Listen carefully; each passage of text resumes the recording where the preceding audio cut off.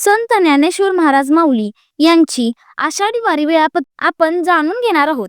19 जून रोजी माऊलींची पालखी आळंदीहून निघणार आहे व 20 रोजी आळंदी ते पुणे 29 किलोमीटर ही पालखी असेल. 21 तारखेला पुण्यामध्ये मुक्काम असेल.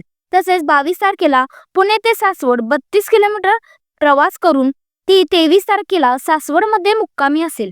24 तारखेला सासवड ते जेजुरी 16 किलोमीटर प्रवास करून 25 तारखेला जेजुरी ते वाल्हे 12 किलोमीटर तसेच 26 तारखेला वाल्हे ते लोणंद 20 किलोमीटर असे माऊलींची पालखी प्रस्थान करून निरास्नान करेल व 27 तारखेला लोणंद ते तरडगाव 8 किलोमीटर प्रवास करून 28 तारखेला तरडगाव ते फलटण 21 किलोमीटर प्रवास करेल व 29 जूनला फलटण ते बरड 28 किलोमीटर प्रवास करून 30 जूनला बरड ते नातेपुते 21 किलोमीटर असा प्रवास करून बरड येथे गोल रिंगण घेईल.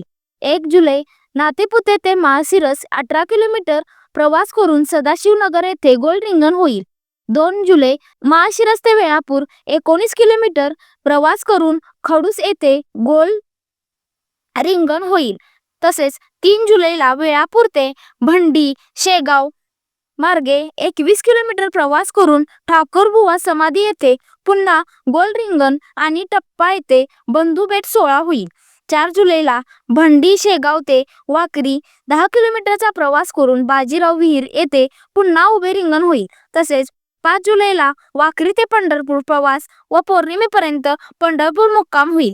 वाकरी येथे गोल रिंगण होऊन 6 तारखेला देवशयनी आषाढी एकादशीला पालखी पंढरपुरात असेल. 10 तारखेला पंढरपुरातून आळंदीकडे परतीचा प्रवास चालू होईल. राधे राधे.